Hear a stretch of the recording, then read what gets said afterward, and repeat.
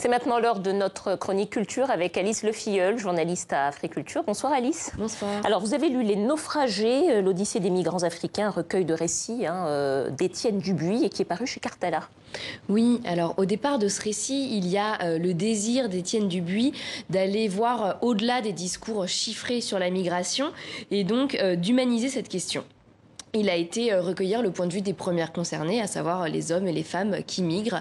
Et pour cela, il s'est rendu en Sicile en 2016 où il a rencontré une quarantaine de personnes.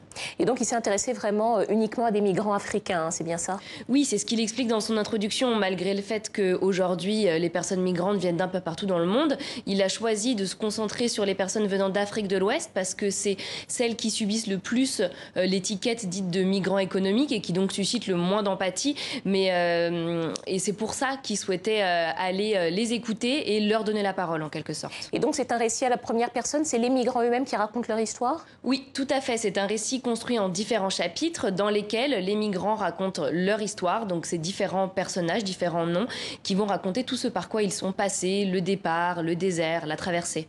Alors je crois que la Libye a une place très importante dans ces récits parce qu'elle occupe 2 chapitres, vous m'avez dit, de ce récit. Oui, c'est donc encore une fois les récits des hommes et des femmes et des mineurs qui racontent ce qui s'est passé en Libye. C'est difficilement supportable, donc il y a cette situation qu'on connaît désormais, les prisons, le travail forcé, les viols aussi. Il est beaucoup question du viol tout au long de cet ouvrage. Alors c'est un livre qui est intitulé L'Odyssée des migrants africains, donc c'est un titre qui parle beaucoup aux Occidentaux. C'est quoi l'Odyssée exactement? Expliquez-nous.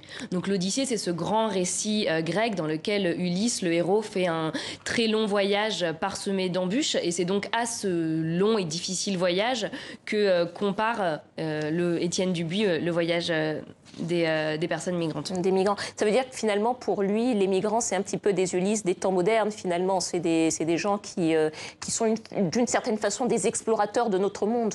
Oui, et c'est d'ailleurs aussi tout l'enjeu du texte. C'est comment retranscrire l'énormité de ce qui s'est passé avec peu de mots. Et c'est d'ailleurs, je voudrais vous citer ce passage. Un héros dit « J'ai traversé en 5 jours. C'est ce qui s'appelle avoir de la chance. Il y a beaucoup de morts sur le trajet. Je ne peux pas dire tout ce que j'ai entendu parce que c'est trop. Même quand on le raconte mot par mot, c'est trop. Quand quelqu'un meurt de fatigue, on le jette de la voiture. Quand quelqu'un tombe, on l'abandonne.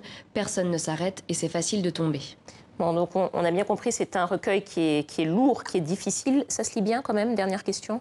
Je ne dirais pas que ça se lit bien, mais c'est un recueil qui est nécessaire car il fait archive et il ne pourra pas dire qu'on ne savait pas que ça existe. Alice Lefilleul, journaliste à Africulture, vous avez lu Les Naufragés, l'Odyssée des migrants africains, écrit par Étienne Dubuis et paru aux éditions Cartala. Merci, à bientôt.